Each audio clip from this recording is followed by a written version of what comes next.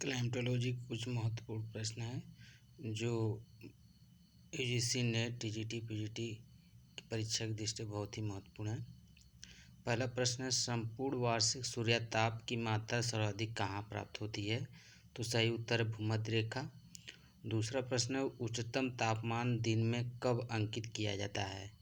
यह दोपहर के बाद किया जाता है, 12 बजे के बाद अपराह्न इसका उत्तर होगा।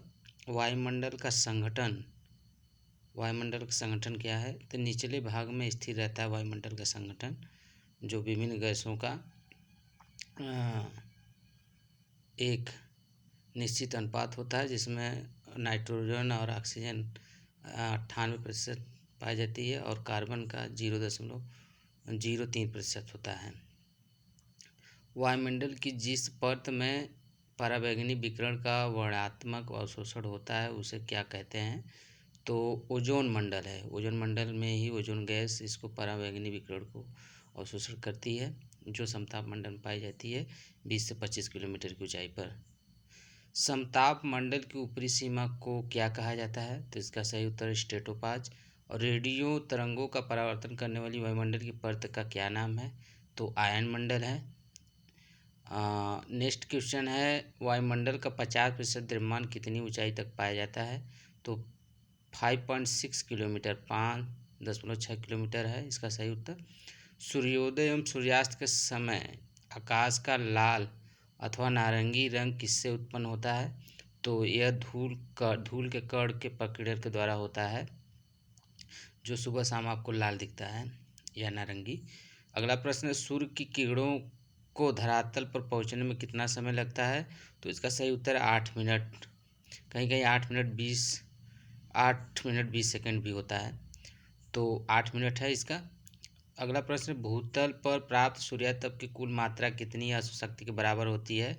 तो 23 बिलियन के बराबर होती है सूर्यताप की कुल मात्रा जो पृथ्वी प्राप्त होती है। तो भूतल में अगर अणुशक्ति नापा जाए तो 23 बिलियन इसका सही उत्तर है। सूर्यताप का वायुमंडल में प्रत्यक्ष अवशोषण सर्वाधिक मात्रा में किससे होता है?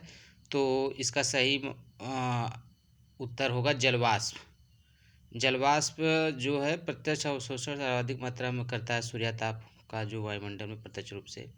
अगला प्रश्न है, आपतित विकिरण किस प्रक्रिया के द्वारा किसी पदार्थ द्वारा धारण कर ली जाती है? तो इसका सही उत्तर है अवशोषण। अवशोषण इसका सही है। हमने 12 क्वेश्चन को कर लिया है। नेक्स्ट क्वेश्चन है, ऊष्मा के स्थानांतरण की उस विधि को जिसमें गैस के कण ऊष्मा ग्रहण करके स्वयं विस्थापित होते हैं क्या कहते हैं? तो संवहन कहते हैं। संपूर्ण पृथ्वी का अल्बेडो कितना माना गया है? तो इसका सही उत्तर है 35% माना गया है। संपूर्ण पृथ्वी का अल्बेडो 35% माना गया है। वाष्पन के गुप्त ताप का सर्वाधिक महत्वपूर्ण स्रोत क्या है? तो महासागर है। अगला प्रश्न, सूर्यताप की तीव्रता सबसे अधिक किस पर निर्भर करती है? तो यह अक्षांश पर निर्भर करती है। अक्षांश, जो पृथ्वी पर अक्षांश है उस पर निर्भर करती है सूर्यताप की तीव्रता। अगला प्रश्न, जल की विशिष्ट ऊष्मा कितनी होती है? तो जल की विशिष्ट ऊष्मा 1 होती है। समताप रेखाओं का उपयोग किसका क्षैतिज वितरण प्रदर्शित करने हेतु किया जाता है? तो यह तापमान को प्रदर्शित करने के लिए किया जाता है, समताप रेखाओं का क्षैतिज वितरण। भूमध्य रेखा पर दोपहर के सूर्य की ऊंचाई कितने से कम नहीं होती है? भूमध्य रेखा पर दोपहर के सूर्य की ऊंचाई कितने से कम नहीं होती? 66.5 डिग्री पर यह सूर्य की ऊंचाई कम नहीं हो सकती है। सूर्य की ऊंचाई दोपहर के समय। तापी भूमध्य रेखा कहाँ पाई जाती है? तो ये भूमध्य रेखा के उत्तर में पाया जाता है, तापी भूमध्य रेखा।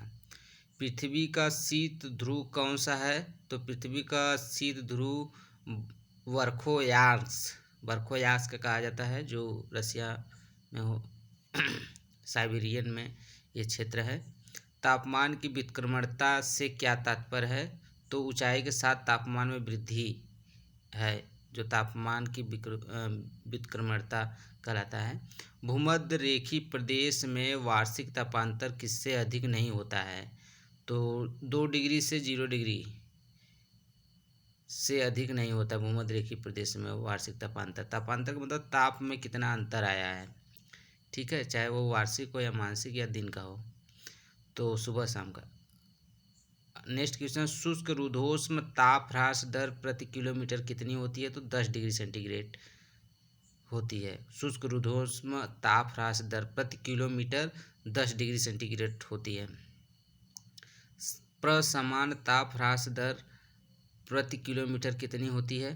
तो 6.4 डिग्री सेंटीग्रेड, 6.4 डिग्री सेंटीग्रेड इसका समान ताप ह्रास दर प्रति किलोमीटर 6.4 डिग्री सेंटीग्रेड। 25 क्वेश्चन कर चुके हैं, तो इसके नेक्स्ट श्रृंखला में अगला करेंगे।